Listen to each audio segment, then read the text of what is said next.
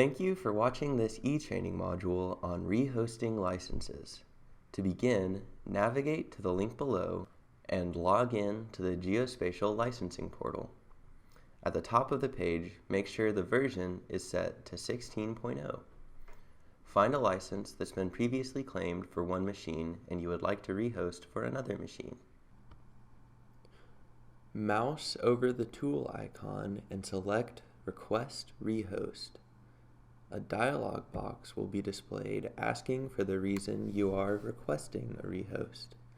Enter your reason and select Request Rehost. Your request will then be sent to an administrator for approval. Upon approval, navigate to the license and select Rehost. A new dialog box will display asking for more specific information regarding your machine. Open the Intergraph license host ID on the machine you'd like to rehost to and copy the composite ID. Paste this into the server ID field of the rehost dialog box license. You can also choose to email the license as soon as it's rehosted. Click Rehost and your license will now be available on the machine you entered the host ID for.